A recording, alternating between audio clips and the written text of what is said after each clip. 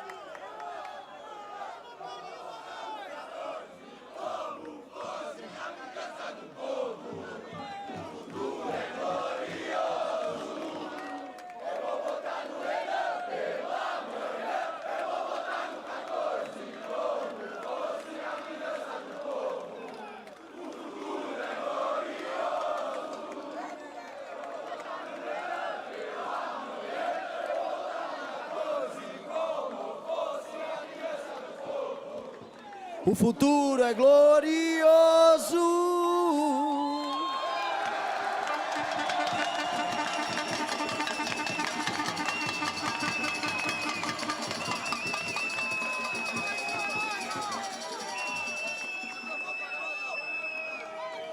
Boa tarde.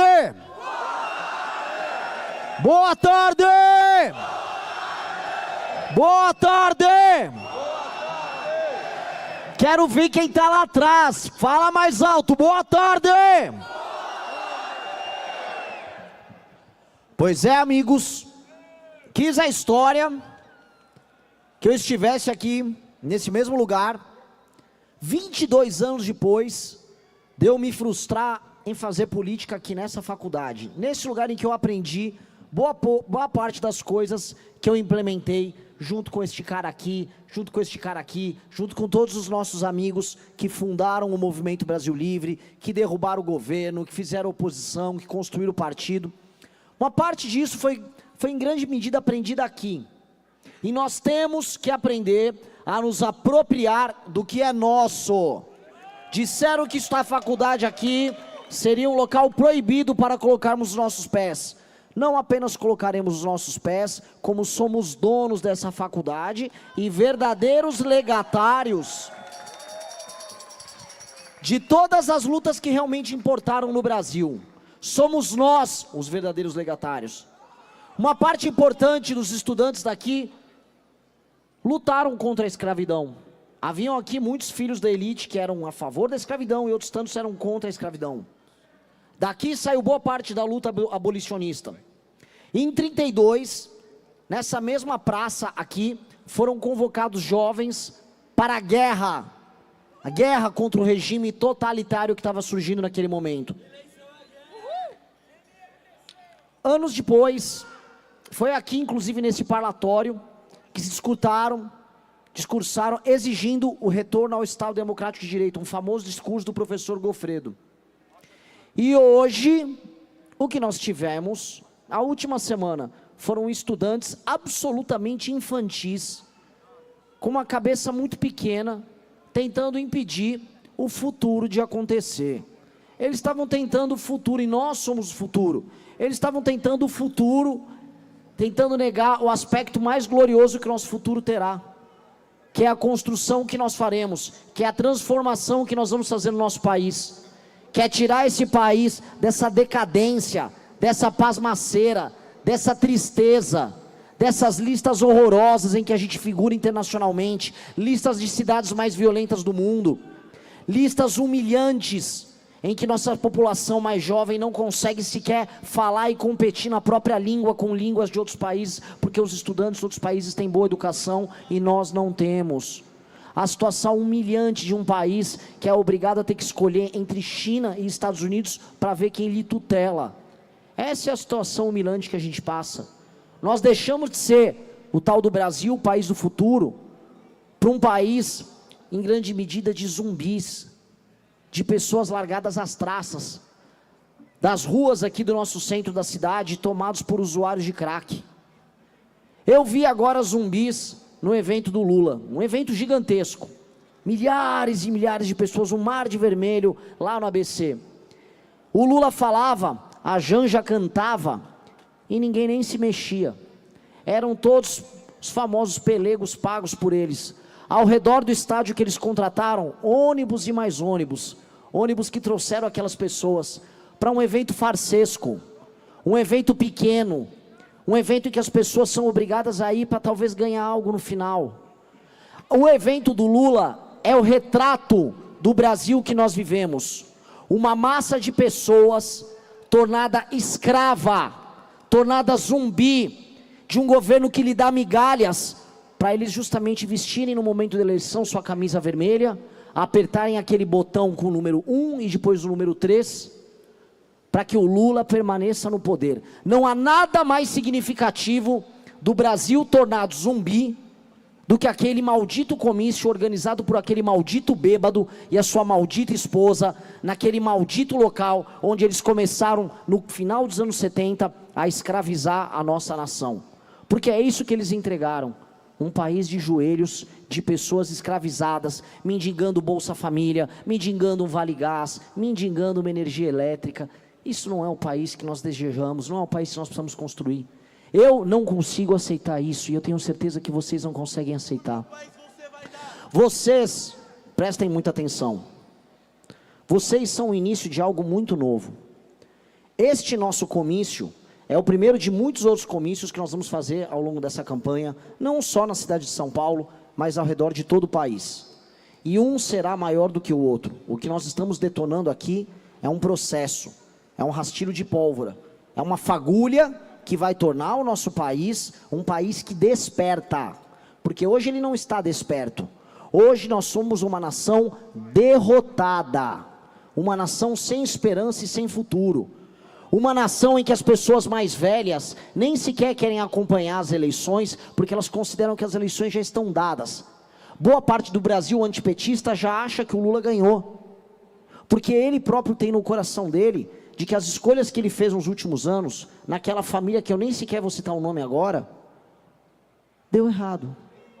Deu errado, como deu errado aquele evento em Copacabana, fingido, em que aquele candidato deles, que se colocou numa foto ridícula de sunga, cantava um funk no meio da praia de Copacabana. Sempre o maldito aliás, eles sempre reclamam do funk, dizem que eles são alta cultura, cristãos, patrióticos, mas na hora da campanha, está todo mundo no funk.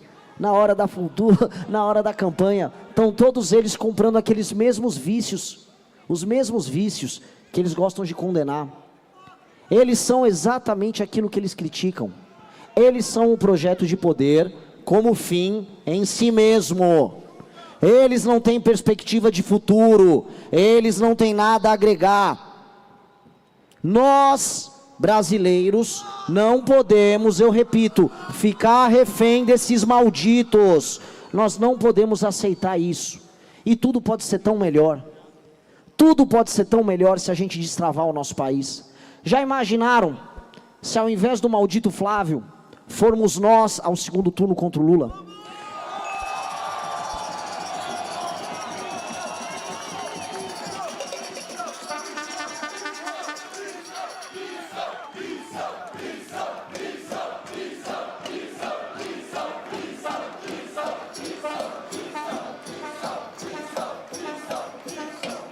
Já imaginaram, na primeira pesquisa do segundo turno, nós já aparecendo na frente do Lula, e o Lula, aí sim, ele desesperado para ir para os debates, para poder tentar virar o jogo, e ali nos debates do segundo turno, ele sendo derrotado e devastado por nós? Já imaginaram que esse pode ser o destino? Já imaginaram a vitória que haverá no segundo turno? E o primeiro pronunciamento nosso, já como vencedores das eleições, anunciando as primeiras reformas. Já imaginaram a queda na taxa de juros? Já imaginaram a chegada do investimento estrangeiro, diante das reformas que nós vamos fazer durante a transição? Já imaginaram os encontros e as reuniões com chefes de Estado, em que o Brasil passa a ter um plano, em que o Brasil passa a definir como será a geopolítica global, porque agora, detentor das terras raras, ele vai negociar como alguém que vai se fortalecer militarmente e que vai fazer troca de tecnologia com os agentes externos, de modo a fortalecer, acima de tudo, o Brasil? Já imaginaram o medo das lideranças do PCC e Comando Vermelho, tentando fugir desesperadamente para a Bolívia, para o Peru, para qualquer outra nação, sabendo que o destino deles é ser preso ou ser morto se ficarem no Brasil?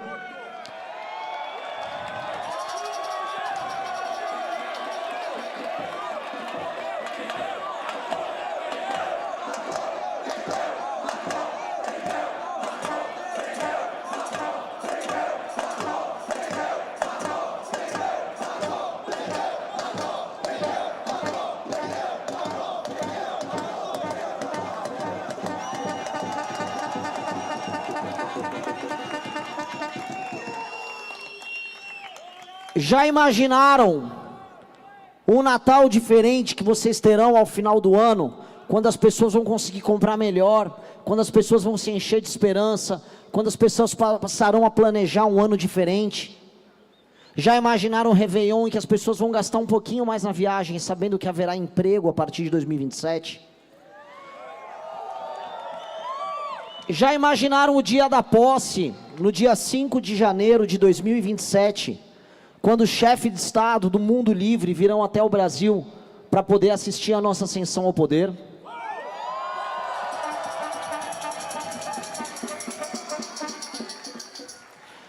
Já imaginaram o primeiro voo no avião presidencial, em que nós, eu com meu vice aqui ao lado presentes, iremos às primeiras cidades tomadas pelo crime organizado, e com as forças policiais e as forças nacionais de segurança, já no dia 6 de janeiro, nós vamos devastar os primeiros inimigos, nós vamos tingir o chão de vermelho com o sangue desses vagabundos.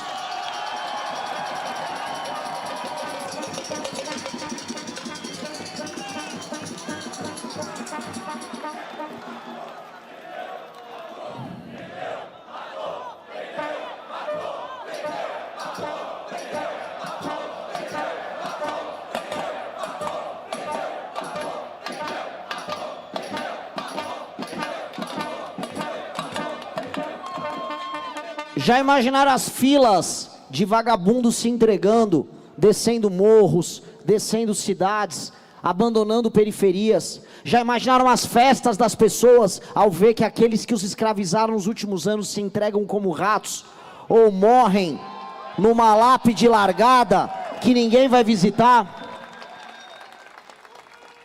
Já imaginaram os primeiros caminhões chegando, os primeiros tratores, as primeiras obras urbanizando essas favelas e levando dignidade para as pessoas que lá moram? Já imaginaram os tribunais que serão montados para julgar todos os crimes que foram cometidos nesses locais, e que foram abafados ou sequer denunciados, porque as moças, as crianças e os pais de família que lá moravam nunca tiveram acesso à justiça e a coragem, simplesmente porque poderiam ser mortos por denunciar um vagabundo desses? Já imaginaram os meses subsequentes em que o mundo passa a levar o Brasil a sério? Em que o mundo passa a investir no Brasil, porque nós vamos alterar as nossas leis trabalhistas. E falo aqui, diante da faculdade que mais lutou para manter a maldita legislação trabalhista horrorosa que nós temos. Já imaginaram os investimentos em infraestrutura, as ferrovias sendo terminadas, as rodovias escoando a produção da nossa agricultura, a chegada de indústrias das mais diversas, os novos contratos que nós firmaremos internacionalmente? Já imaginaram o PIB subindo? Já imaginaram a curva dos juros caindo? Já imaginaram todos nós, todos vocês fazendo planos? Você jovem, finalmente comprar um apartamento. Você o mais jovem, finalmente entrar numa faculdade decente. Já imaginaram que esse Brasil está um compartilhamento de um meme no WhatsApp, está numa divulgação, está à distância de vocês, de um evento a mais que vocês participem, de um esforço a mais que vocês vão precisar fazer, para que vocês possam convencer a massa de brasileiros desiludidos, que acreditam que tudo isso que eu pedi para vocês imaginarem é impossível. Boa parte dos seus pais e avós consideram tudo isso que eu falei aqui impossível, porque foi ensinado para eles ao longo dos últimos anos que imaginar que o seu país pode ser diferente é impossível. E o que eles fizeram? Eles desistiram. Eles desistiram. As gerações mais velhas desistiram e capitularam. E eles foram empurrados a isso, porque a dificuldade de viver, tomado pelo que há de pior na liderança, os fez parar de acreditar. São tantos Alcolumbres, são tantos Arthur Lira, são tantos dessa gente suja, dessa gente baixa, dessa gente que participa de todos os escândalos possíveis, dessa gente que gosta de se abraçar com todas as prostitutas, com todos os bandidos e corruptos dessa nação, em todas as piscinas, em todas as orgias, em todas as surubas, em todas as festas amaldiçoadas usando o nosso dinheiro suado. Estes caras que nos comandam em Brasília fizeram todos os pais de vocês e os avós de vocês acreditarem que não é possível fazer nada disso do que nós falamos. E é por isso que em cada aparição pública que nós fazemos, e que em cada entrevista, em cada sabatina, sempre vem a pergunta: mas como vai fazer isso? Mas como? Antes de tudo, antes de me perguntar o como, eu pergunto de volta a todos eles, e eu jogo o desafio a todos agora. Por que não imaginaram ou não disseram isso antes da gente? Por que ninguém disse antes da gente que era preciso destruir o crime organizado e retomar as nossas ruas, os nossos bairros, as favelas e as cidades? Por que não disseram antes de nós que o correto a se fazer com a população mais pobre é desfavelizar o bairro dela? Por que não disseram para todos nós que o correto é chegar para os administradores e prefeitos de todas as cidades e avisar: não adianta só usar o nosso dinheiro, você vai ter que entregar melhora na qualidade de vida ou você não será político, porque o objetivo do líder político é sempre o bem comum, é sempre o bem comum.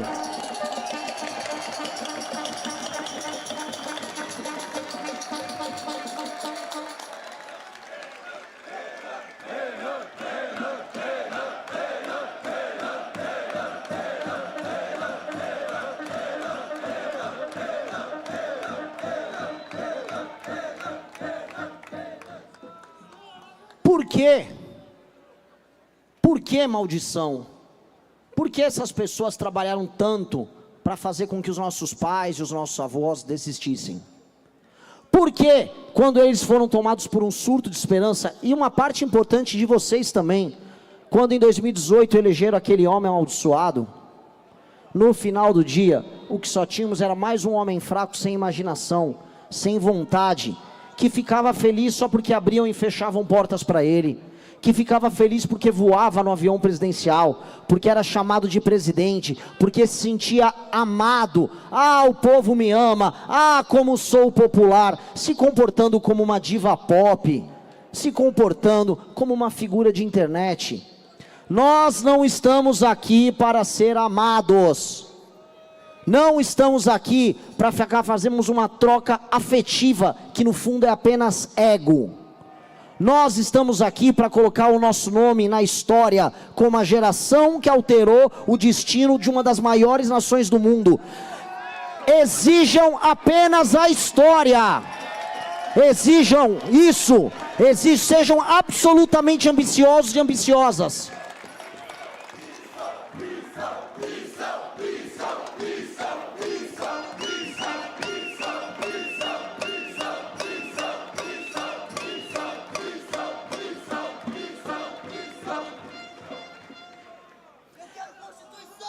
Essa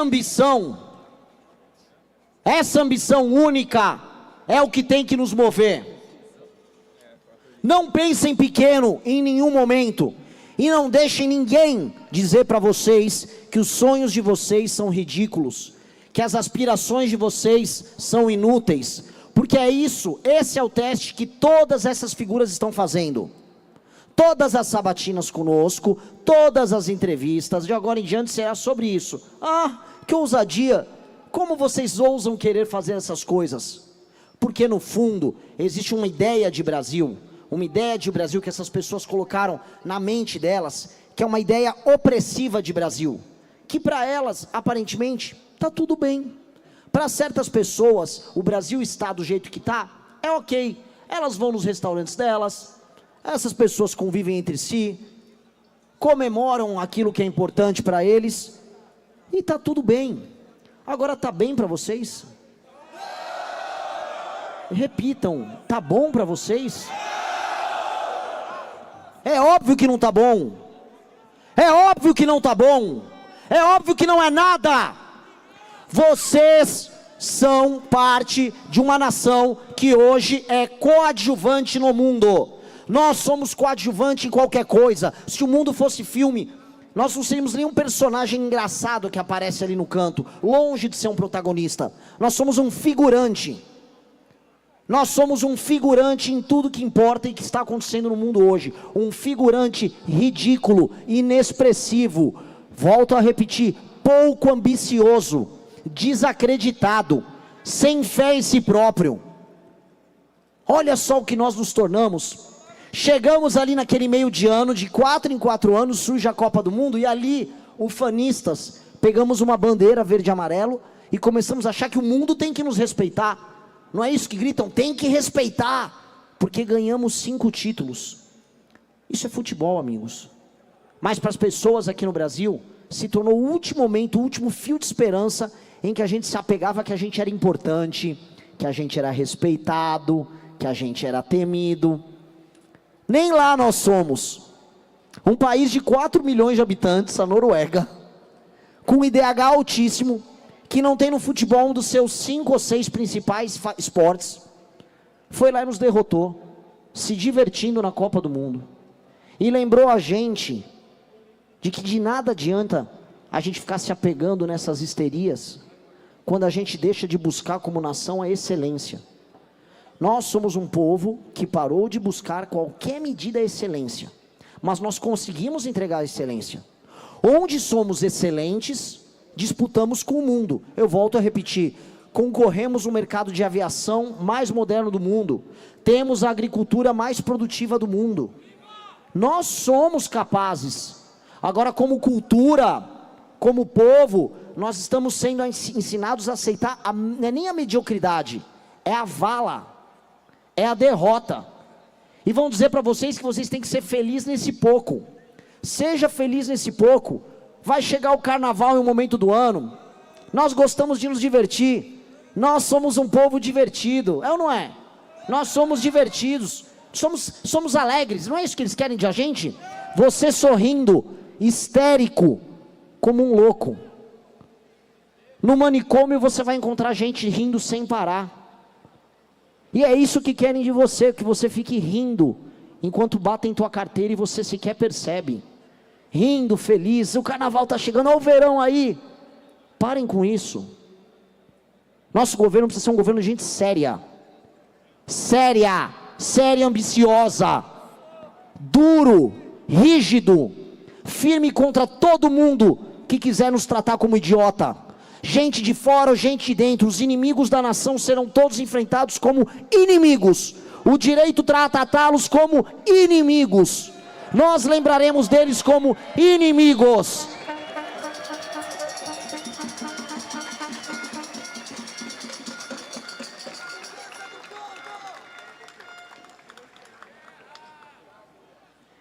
E é tão bom a gente imaginar em fazer as coisas certas, da maneira boa, da maneira excelente, que aí sim sobrará o momento para que a gente vá se lembrar que a gente pode ser feliz, que a gente pode ser o país das grandes festas, que o mundo vai poder fazer turismo aqui. Vai haver um momento em que o mundo todo virá para o Brasil, mais do que vai para a Espanha, mais do que vai para a França. Só algumas praias e cidades da Espanha recebem mais turistas do que o Brasil no ano inteiro. É humilhante para nós, amigos, é humilhante para nós. Mas haverá um momento disso, porque nós também sabemos ser felizes. Só que tudo isso foi transformado em caricatura, tudo isso foi transformado em negação. Quando você quer ser disciplinado, quando você quer lutar por mérito, não, isso está errado, isso é um absurdo. Estamos aqui diante de uma faculdade que, assim, se você citar que política de cotas está errado, cale tua boca. Não é correto isso. O mérito tem que ser buscado da criança mais pobre à criança mais rica. Eu quero a criança mais pobre e a criança mais rica estudando juntos. Eu quero a criança mais pobre e a criança mais rica abrindo juntos uma startup, abrindo uma empresa de tecnologia e dinheiro fluindo para a empresa dela. É isso que eu quero. Eu quero os melhores alunos de todos os melhores lugares e dos piores lugares do Brasil juntos ganhando grana. Eu não quero eles guerreando entre si. Eu não quero briga por cor de pele, por sexo. Eu não quero essa imbecilidade, discussões sobre banheiro num país que não tem um saneamento básico. A gente não tem fornecimento de água e esgoto na maior parte das pequenas cidades do Brasil, mas estamos discutindo se trans vai usar banheiro ou não. Ninguém vai mexer com as crianças serão felizes e tranquilas. Ninguém vai falar para a criança tomar hormônio. Olha que gente má, que gente perversa, querendo aplicar hormônio numa criança que eventualmente está confusa, em geral, uma criança homossexual, que vira alvo de experimentos para sofrer de depressão, de ansiedade para o resto da vida dela, com os altíssimos índices de suicídio que acometem crianças e jovens que acabam caindo nessa loucura ideológica, dessa doutrina maluca que chegou até aqui. Nós somos pessoas abertas, nós somos pessoas democráticas, nós somos pessoas que respeitamos o direito da pessoa ser feliz e amar quem ela quiser. Nós só não somos otários, só não seremos calados, só não vamos ficar aceitando goela abaixo, discurso amaldiçoado de gente demoníaca, de gente má, de gente perversa. Não vamos aceitar isso. Uma coisa é ser aberto, uma coisa é aceitar as liberdades como nós aceitaremos, outra coisa é aceitar a maldade, outra coisa é aceitar a perversão, outra coisa é aceitar o autoritarismo. Isso não vai acontecer, porque nós não somos fracos, nós não seremos um governo de pessoas fracas, nós não seremos uma nação de pessoas que vão permitir que os seus filhos e netos sejam abusados. E essa é a verdade. Hoje, crianças brasileiras, ora são submetidas por doutrinas que vêm de fora, tocadas por ONGs estrangeiras, com essas brincadeiras sexuais estranhas, sejamos claros sobre isso. Ora são vítimas também de dinheiro estrangeiro, que vem para cá, para financiar ONGs que criam guerra racial entre nós, ou que defendem bandidos, que defendem direito penal mínimo, que defendem a ideia que nós precisamos como nação trazer de volta à sociedade o bandido que eventualmente matou alguém. A vítima nunca será recuperada, mas nós temos um dever, de acordo com eles, de recuperar aquela pessoa que matou. Para gerar paz social, para gerar paz e coesão social, e sentimento de justiça, nós vamos olhar sempre primeiro para a vítima. Se a vítima sentiu que foi justiçada, há justiça no país. Nós não estamos aqui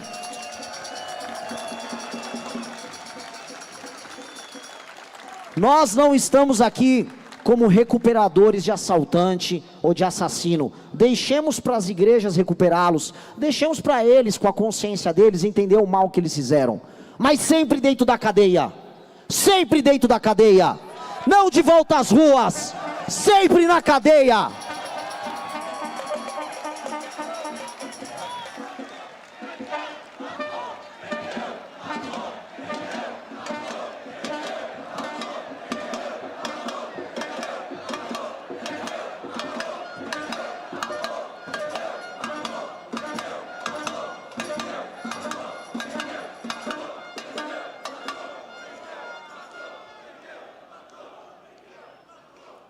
Essa loucura que estão tentando fazer a gente acreditar que nós temos que viver num sistema, num regime em que ser roubado é quase um ato de gratidão. Olha que legal, fui roubado, agora uma pessoa não se sentiu tão socialmente injustiçada. Essa é a lógica que nós vivemos.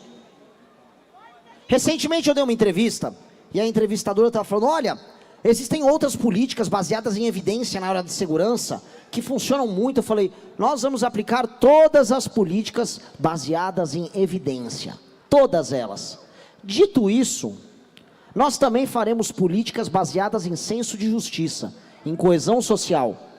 Eu não quero saber se diminui ou aumenta a criminalidade, eu manter bandido muito preso, mas eu quero ver bandido muito preso porque eu fico feliz em ver bandido muito preso.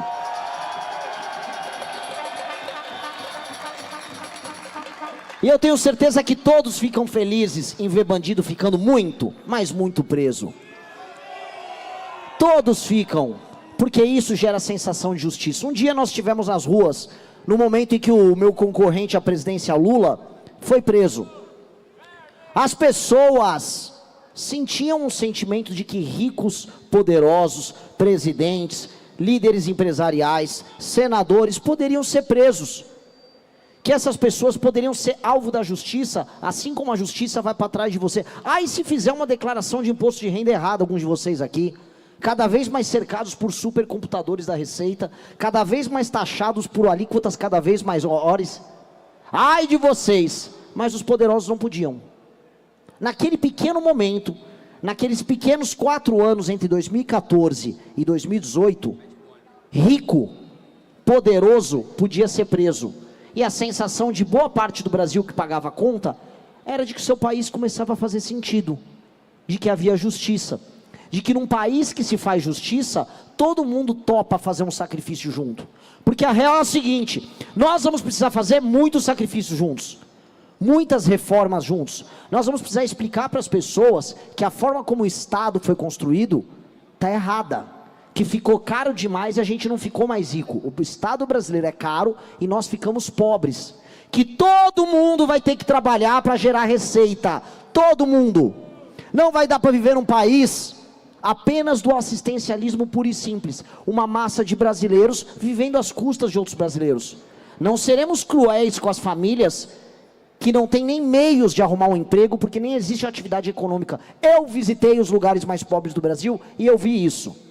Nós montamos um trabalho social numa cidade no interior do Rio Grande do Norte, com pouquíssimos recursos, para mostrar que é possível fazer cooperativismo. O mesmo cooperativismo que existe na região sul do Brasil, e que pegou famílias de imigrantes, que vieram para cá 70, 80, 100 anos atrás, e que hoje prosperam. E que é possível fazer isso no interior do Nordeste. E que se o governo federal, se o Estado quiser fazer frentes de trabalho, parcerias com a iniciativa privada, parcerias do governo federal com os governos municipais, nós vamos começar a gerar emprego para aquela massa de pessoas que na sua maioria quer trabalhar.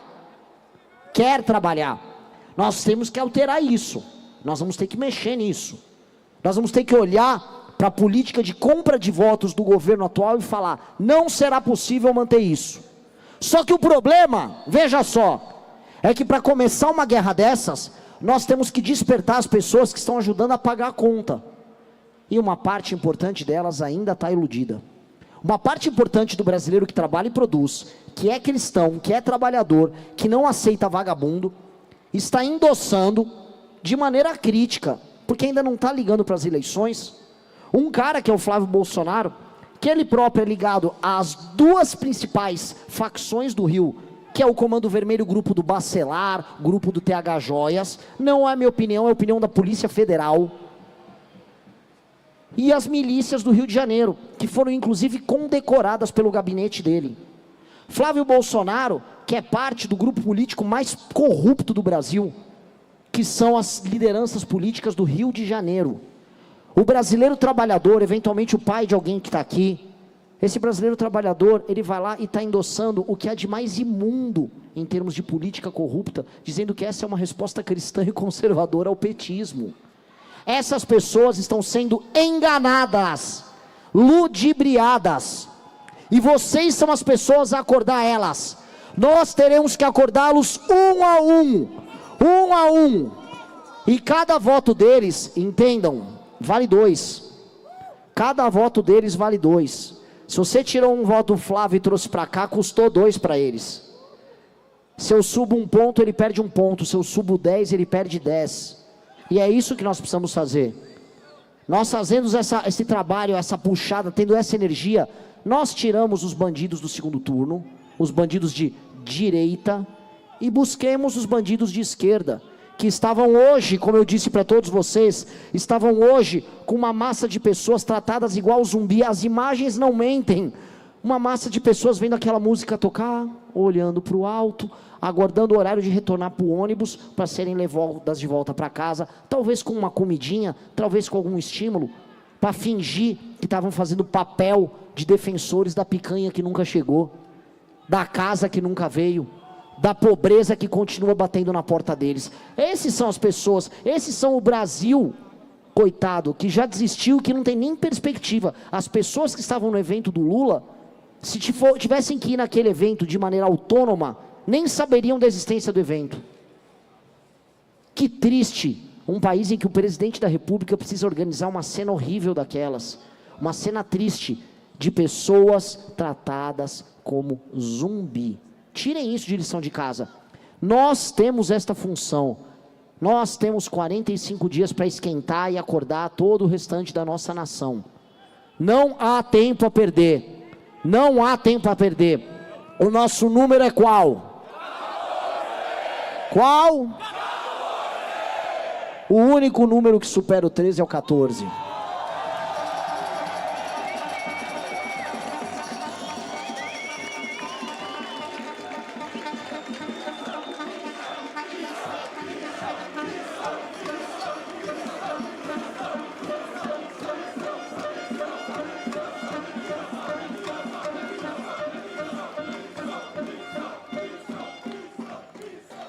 Vocês precisam, todos, além de converter parentes, amigos, familiares, além de usar suas redes sociais como uma ferramenta de guerra, vocês precisam, cada um de vocês, adotar um candidato nosso, agora para deputado, que eu preciso de bancada em Brasília, eu preciso de bancada nas assembleias legislativas. Nós precisamos eleger o nosso exército. E prestem atenção, houve um dia que muitos daqueles que são candidatos nossos eram apenas pessoas na internet, militantes que colavam faixas, que penduravam elementos nas campanhas de outras pessoas que eles gostavam e admiravam. Quantos que não são hoje candidatos nossos, não foram em outro momento, pessoas que estavam ajudando a embalar caixa na campanha, ou do Kim, ou do Arthur? Hoje, vocês são muito mais. Vocês são lideranças do partido que foi construído por vocês, pelas mãos de vocês. Nós trouxemos para vocês a possibilidade de todos se tornarem líderes de um grupo que compartilha um sonho comum. Hoje, nesse instante, em todos os estados da Federação Brasileira, há brasileiros com as mesmas cores que as nossas, podendo não precisar se humilhar diante de um líder partidário vagabundo, velho, preguiçoso e corrupto. Nós temos o nosso caminho, que é um caminho único, que é o caminho do Partido Missão. Nós construímos um partido que permite que vocês não passem pela humilhação que nós passamos, que não passem pela humilhação que Kim Kataguiri passou em 2024, quando ele, com 10% para prefeito de São Paulo, sendo o deputado mais votado da história do partido dele, não teve o direito de concorrer a prefeito dessa capital. Prefeitura que ele deveria já estar assumindo e está fazendo gestão agora, porque foi negado a ele esse direito. Ninguém mais passará por isso. Nenhum de vocês vai passar por essa humilhação. sendo inteligente, trabalhador ou trabalhadora, tendo o coração puro, porque isso é verdade, tem que ter, negando as tentações fáceis que vêm no caminho, esta sempre será a sua casa. Essa será a casa que milhões de brasileiros vão votar nessa eleição, que outros milhares se tornarão prefeitos, deputados, vereadores, governadores, senadores e presidentes da república. Aqui, nesse mesmo Largo São Francisco, que um dia eu vim aqui e comecei a fazer a primeira experiência política que eu podia ter, quando eu fundei meu primeiro partido acadêmico, foi aqui. Aqui, lugar de muitas lutas na história do Brasil, verdade seja dita. Aqui, lugar onde boa parte do pensamento jurídico brasileiro surgiu. Aqui está acontecendo o primeiro comício do Partido Missão, o partido que vai mudar a história desse país.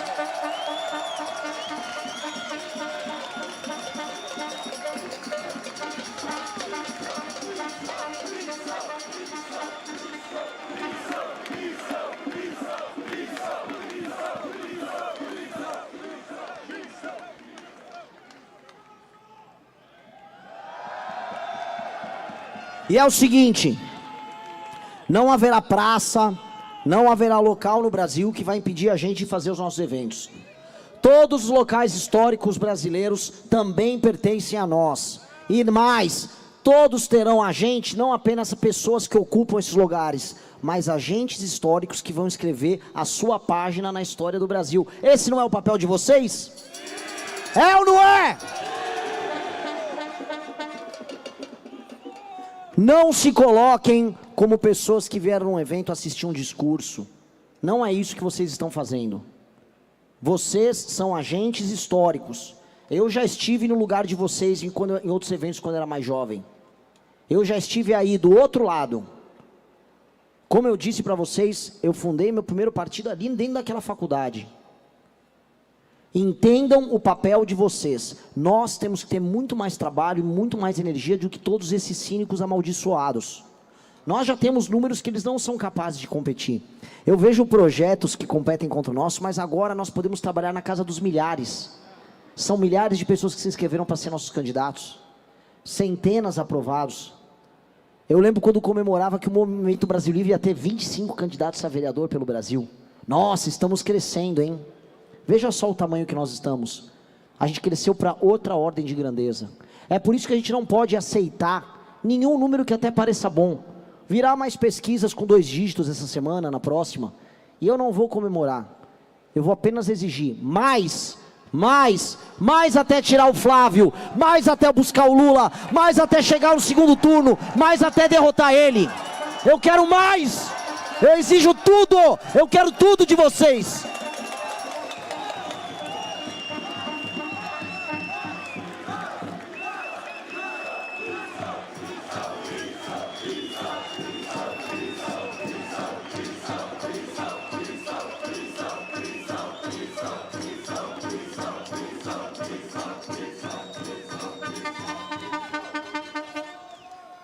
E daqui até lá, em nenhum momento eu quero ouvir vocês falarem que estão cansados, porque eu não vou dizer para vocês que eu estou cansado, eu não vou agradecer vocês, nem vou pedir gratidão de vocês, eu só vou exigir trabalho e eu quero que vocês exijam o meu trabalho.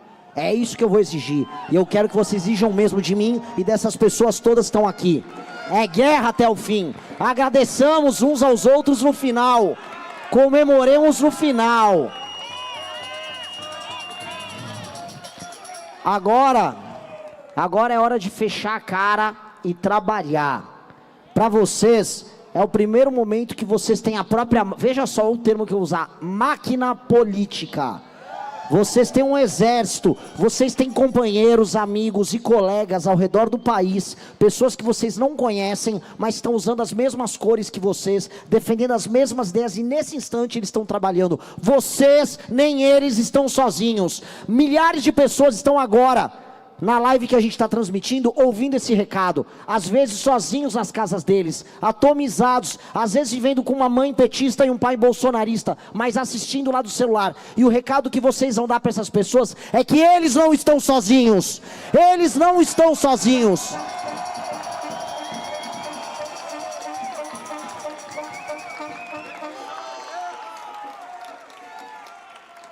Existem pessoas que defendem o que nós defendemos e que já estão com a gente nos lugares mais distantes do Brasil.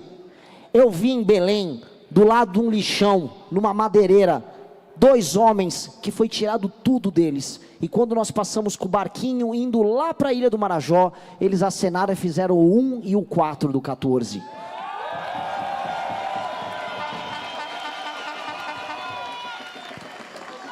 Eu visitei agricultores no interior do Rio Grande do Sul, assim como vi os maiores agricultores do Brasil, no Mato Grosso, todos fazendo o 1 e o 4, fazendo o nosso 14. Eu vi jovens entregadores, eu vi motoristas de Uber, eu vi grandes empresários, eu vi mulheres donas de casa, eu vi moças estudantes, eu vi rapaz ou moça que está prestando concurso, eu vi gente sonhando em ter uma startup, eu vi estudantes das melhores e piores faculdades brasileiras. Eu vi todas essas pessoas, múltiplas, completamente diferentes entre si, todas sonhando o mesmo sonho. E isso que a gente iniciou, portanto, não tem como ser brecado, não tem como parar. E desculpa, eu não vou vir com aquele discurso vazio da vitimização, mas hoje existem as ameaças de morte contra nós. Nós, antes desse evento, tivemos que nos deparar com as primeiras ameaças de morte concretas. Havia um plano para me matar em cima deste local, em cima desse parlatório hoje. Esse colete que eu coloco não é um acessório para gravar vídeo em rede social. Não está escrito fiscal do povo aqui atrás. Não tem nada disso. Isso que nós estamos vivendo, a realidade de eventualmente morrer por aquilo que acredita, é justamente resultado da qualidade do nosso trabalho e dos inimigos que a gente compra. Isso é a responsabilidade que nós temos. Todas as vezes que eu começo a pensar, olha, isso está ficando preocupante, olha, as ameaças no Rio de Janeiro vêm realmente do Comando Vermelho. Olha, eu falei na televisão que eu vou matar o Doca, o urso, líder do Comando Vermelho lá no Morro do Alemão.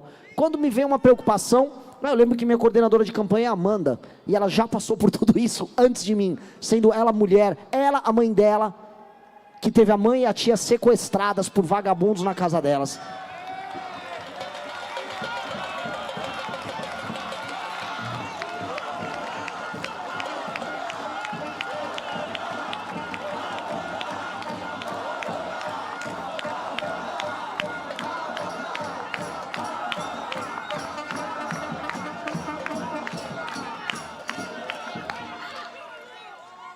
Vocês, ninguém aqui, porque isso aqui não é sobre o Renan candidato e não será em nenhum momento. Eu exijo de vocês, a mesma tenacidade dela, a mesma quantidade de trabalho do Kim Kataguiri, o mesmo brilhantismo do Guto, a mesma coragem do Arthur e a mesma visão que todos nós que estamos aqui temos. A mesma história do meu vice Haroldo, que eu volto a colocar. São aqueles elementos que a história aparece e traz a pessoa para perto de você. E parece que eu já sou amigo dele há milênios. Parece que eu conheço ele há séculos. Porque a confiança é plena, é total. E apenas conversamos uma vez antes de eu nomeá-lo como vice. A história se escreve e se expressa dessa maneira. É assim que ela acontece de verdade. E veja, eu digo isso como um cara que errou muitas vezes em muitas escolhas. Deixamos espalhados pelo Brasil uma quantidade gigantesca de traidores, vagabundos, canalhas, que estão hoje com o bolso cheio e a cabeça vazia, fazendo campanha, dançando funk por aí. É isso que eles estão fazendo, xingando a gente para ter algum destaque na imprensa.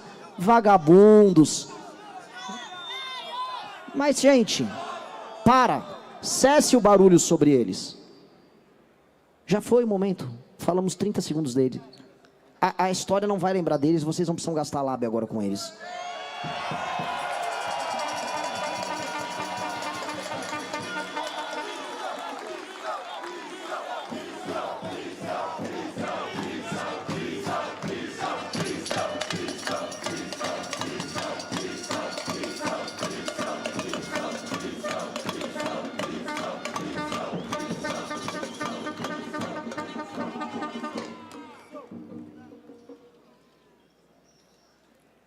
Me disseram que nós não poderíamos cantar ou tocar o nosso jingle aqui. Vamos poder? Então vamos fazer aqui um show aqui para vocês hoje. Caralho, eu quero show!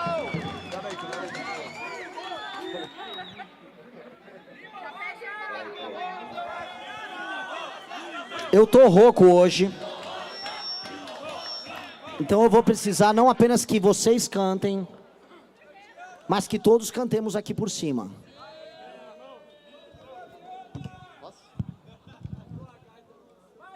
Quer palheta?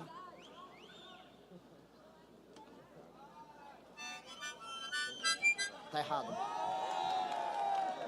Ao contrário.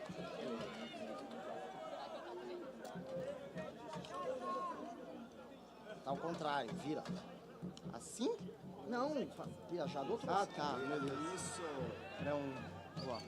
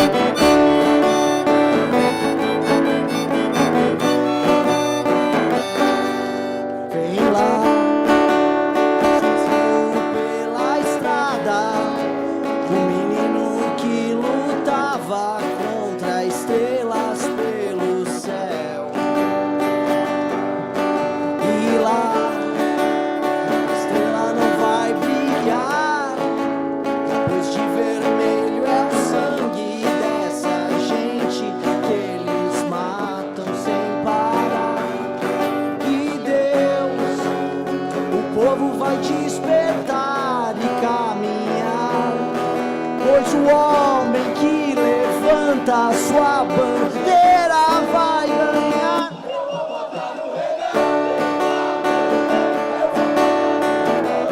Como fosse a vingança do povo, o futuro é glorioso. Eu vou votar no Renan pela manhã. Eu vou votar no 14. Como fosse a vingança do povo, o futuro é glorioso.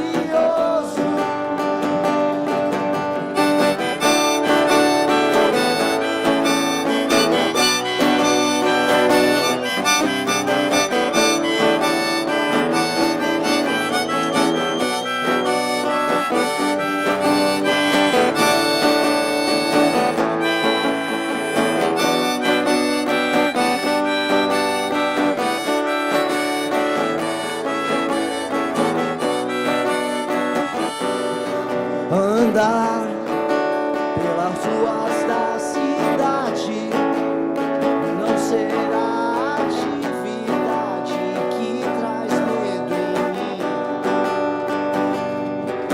pois sim, o sonho amanheceu, estrela tão vermelha, lugar ao sol que já nasceu, e Deus, o sonho é despertar e caminhar, pois o homem que levanta sua bandeira vai ganhar. Eu vou votar no 14, como fosse a vingança do povo. O futuro é glorioso, ele é.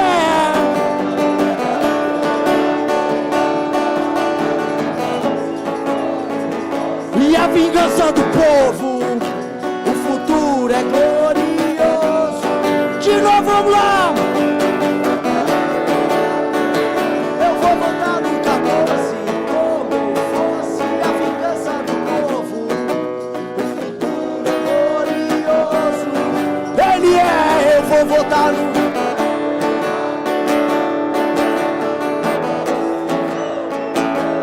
vingança do povo, o futuro é glorioso.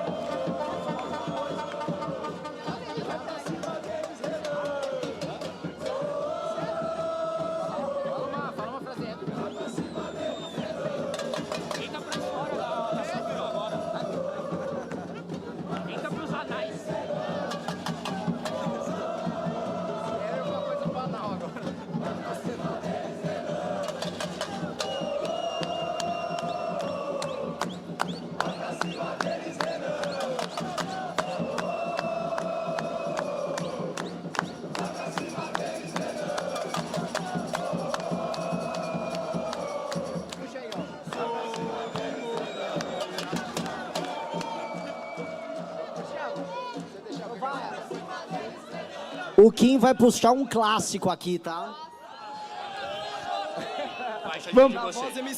Vamos ver quem sabe essa daqui, hein? Sou do movimento que é libertador, que derruba governo, é rolo compressor. O MBL, o MBL, o MBL, o MBL. Sou do movimento que é libertador, que derruba governo, é rolo compressor. O MBL, o MBL, o MBL, o MBL. Muito obrigado, senhores, e até a próxima batalha. Só quero dizer o seguinte: esse ato já fez o ato de todos os outros candidatos passarem vergonha. Muito obrigado, senhores.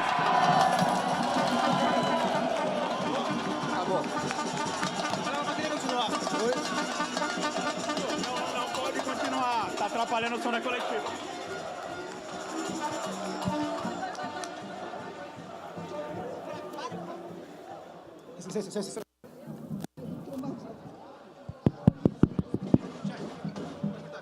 Ele vai cortar agora.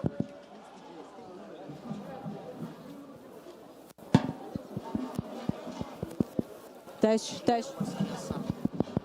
Teste, teste. Teste, teste. Teste, teste. Teste, teste.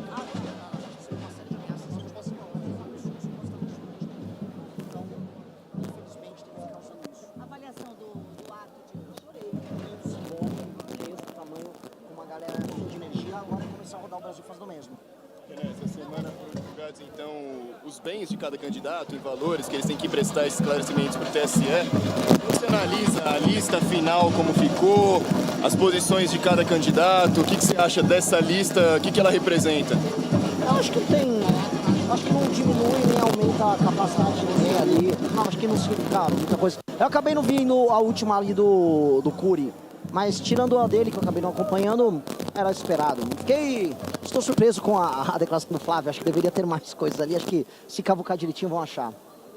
Candidato, o senhor falou dessas ameaças que você vem sofrendo, você já registrou boletim de ocorrência dessas ameaças? Em que pé que estão as investigações? Nós estamos passando tudo para a Polícia Federal, que está fazendo a proteção. Então tudo isso é passado para eles e é feito de acordo com a orientação da PF. E o que você atribui essas ameaças e se você, por exemplo, assim, o uso de colete, enfim, policial forçado vai ser vai continuar assim na sua campanha? Eu não gostaria, sou bem sincero, eu acho que é incômodo, a tua vida se altera completamente. Eu sempre gostei de ter uma vida livre, de fazer as coisas sozinhos, não tô. Para mim isso é um incômodo gigantesco, mas agora a minha vida não pertence a mim durante esses 45 dias. Assim, eu arrumo muita briga com o Comando Vermelho até Loquinho extremista com um pensamento maluco. Então, os dois são movimentos e ameaças de natureza distintas. Ninguém ouviu a barulho. Enfim, eu não sei quem veio xingar aqui. Ela tava perguntando se... Como é que é? Repete a pergunta que é eu. Ao que você atribui as ameaças e se você vai continuar com essa proteção? Infelizmente vou ter que continuar ao longo da campanha. Espero que cessem ameaças, mas são de duas naturezas. Uma é de facção criminosa, especialmente quando estou no Ceará ou Rio de Janeiro. Outras são de extremistas. Agora a gente está vendo a ascensão de extremistas de esquerda fazendo ameaças de morte, ameaças, eu comprei uma arma. Gente que estuda aqui citou toda a dinâmica geográfica, horários todos aqui. Então, a Polícia Federal está de olho e espero, não só eu, mas o nosso time passar por isso uma boa. Ontem o Pablo Marçal anunciou uma candidatura à presidência mesmo estando inelegível. Gostaria de saber como avalia isso, até porque ele também é um candidato que se comunica bem na internet, que tem um público que pode disputar com você. Gostaria de uma avaliação, como você vê essa candidatura mesmo com ele estando inelegível? Não é uma candidatura, ele está inelegível, então é mais um truque de marketing do que qualquer outra coisa. Por que o Largo e por que São Paulo? Aqui foi onde eu comecei minhas primeiras aventuras políticas, foi aqui. Aqui é um lugar muito simbólico, né? Boa parte da luta contra a ditadura militar, o que aconteceu em 32 no Brasil, a luta contra a ditadura do Vargas, contra um regime fechado, aconteceu aqui no Largo. E por ter esse lugar que eu estudei, o lugar que eu comecei a aprender tudo que eu sei sobre democracia, sobre política, se tornou natural vir aqui. É uma espécie de um retorno ao começo, é simbólico demais. Quais serão os próximos passos da campanha? Rodar, já temos eventos no Rio de Janeiro, temos eventos agora essa semana fora, São Paulo, temos eventos em Brasília, começar a rodar e preparação, temos debate agora do domingo na Band. E é isso, agora é uma mistura de preparação, gravar vídeo, correr, participar de eventos. Que a gente ouviu, que é o pegou, matou, né? E a gente está em frente a uma... Prendeu, matou, perdão. E a gente está em frente a uma faculdade de Direito onde você estudou e a gente sabe que tem questões na Constituição que poderiam impedir aí o que o povo aqui do ato está pedindo, né? Uma cláusula pétrea, você assegurar a vida. Como que você vai fazer para atender esse pedido aqui dos seus eleitores, né? Já que nenhuma PEC é possível de alterar, né?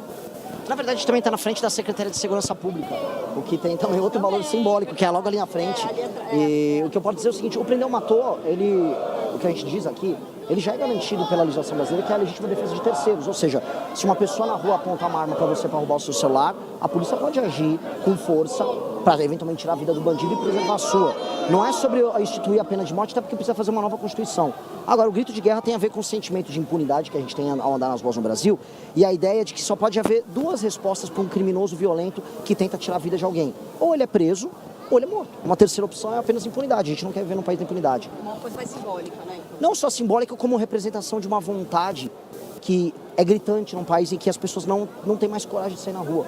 A gente está perdendo espaço nas nossas ruas, das vias que são públicas, mulheres, homens, todo mundo, criança, simplesmente porque as ruas não pertencem mais a gente. Então algo precisa ser feito. Então a ideia do prender ou matou é muito simples. Se você é um bandido, ou você vai ser preso, basta se entregar, ou você vai morrer, você vai querer trocar um tiro com a polícia. Talvez você possa, vamos ver, a terceira opção é você ficar muito machucado, sobreviver a uma troca de tiro e depois ser preso, mas não haverá algo que escape disso. Hoje, o candidato ao governo de São Paulo, à reeleição, Tarcísio de Freitas, disse que ele era contra o encarceramento em massa. Ele falou isso num contexto em que ele estava criticando o fato de que algumas pessoas que roubam celulares são sempre soltas, voltam a ser presas, soltas novamente, mas ele disse que, na verdade, o melhor seria que esses benefícios que permitem que essa pessoa seja presa e solta rapidamente fossem revistos, e não que se tivesse um encarceramento em massa. Eu queria perguntar para o senhor, que defende ali uma política próxima a de El Salvador, que tem um encarceramento em massa, como que o senhor pensa sobre isso? Se acha que se fosse uma revisão apenas desses benefícios já não seria suficiente? Veja só, existem muitas pessoas que cometem crimes e estão soltas no Brasil, então se você quiser fazer justiça, o ato de fazer justiça ou punir pessoas pela maldade que elas fizeram, você vai precisar encarcerar em massa, você vai precisar construir mais de 300 mil vagas no Brasil só para pegar as pessoas que cometeram crimes e estão soltas hoje. Então há uma necessidade pela questão meramente de justiça. Segundo, como política pública, é entendido que o ato de você pegar um criminoso e o criminoso perceber que tem pego e depois dele entender que a punição será grande, tem um poder de devolver ele da ação criminosa. Então, prender é necessário e ter penas grandes é necessárias para fazer com que o criminoso não entenda que é brincadeira. Então, nós queremos fazer o criminoso sentir medo de andar na rua e não as pessoas sentir medo que nós estamos... Agora, com a justiça sendo feita com quem cometeu crime, esperamos viver num país em que ninguém cometa crime nenhum. Não é que eu tenho uma vontade, eu acordo todo dia, meu Deus, eu adoraria prender o maior número de pessoas, esse tipo de pessoas. Não, eu apenas quero prender bandidos e quero entregar as pessoas que estão com raiva o desejo delas e a liberdade de andar nas ruas livremente. Obrigada, filho. Obrigada. Bom? Obrigada. Carro.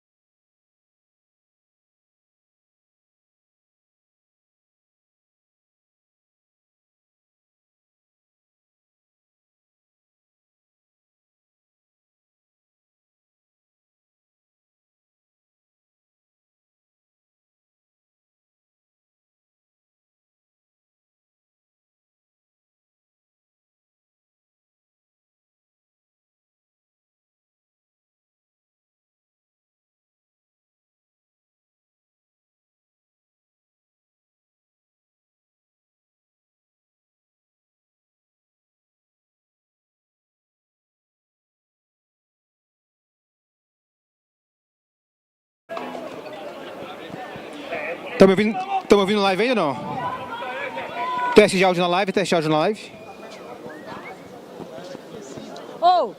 O celular que você achou, o cara tá ali. Bom, tô ao vivo aqui ainda, pessoal. Eu não sei, Deixa eu ver ele se falou ali, ó, de camiseta amarela. Pessoal, like na live. Esse foi o lançamento do Caramba, foi atropelado agora. Que é o lançamento da campanha de Renan Santos. Estou ao vivo aqui agora. Vamos lá, bota aqui. Não, acabou?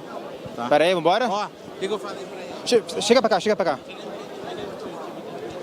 Senhoras e senhores, esse foi o lançamento oficial agora de campanha de Renan Santos. Finalmente podemos falar, temos um candidato a presidente.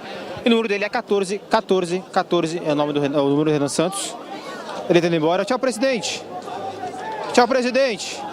É isso. Couto, entregamos sucesso ou não? Entregamos. Agora é muito perto, deixa eu ficar um pouquinho mais longe então. Pedrinho, tamo vivo ainda, Pedrinho, fala aí. Cara, tá calor ainda. Tá quente. Tá quente? Tá quente que o Ceará. Mas sabe o que é? O quê? Isso aqui é o grande sol da missão que vai acabar com a estrela. O grande sol da missão. Maravilha. Aí, entrevista a galera aí. Manda um oi pra mim que eu já... Like na live com o pessoal. É o seguinte, mais de 20 mil pessoas ao vivo agora. Compartilhem todos os posts do Renan. Coraçãozinho em todos os posts do Renan. Aviãozinho em todos os posts do Renan. Vocês ajudam mais do que vocês acham, falei. O futuro é glorioso e eu gosto muito de ter um presidente Bob Dylan. Ok, foi isso. Mas alguém, acho que é isso. Estão vivos aqui ainda? Estão rodando, então beleza. Mas acho que vai ter evento. Vai ter evento, né? Vai ter evento. Sabita aqui conosco. Bom, acho que a gente pode encerrar agora. Minha câmera está indo embora agora, não sei. Coletiva. Deu pra pegar o som? Mais ou menos, o som deu uma falha ali no começo. Pessoal, é o seguinte, votem 14, beleza? Ajudem o Renan Santos, ajudem todos os candidatos da missão em qualquer lugar do Brasil que você esteja, inclusive fora do Brasil. Ajude pela internet, pelas ruas, ajude falando com seus amigos, sua família. Agora é hora, tá valendo 45 dias de pancadaria e vambora. É isso. Obrigado a todos. Boa campanha para todos nós. Futuro glorioso.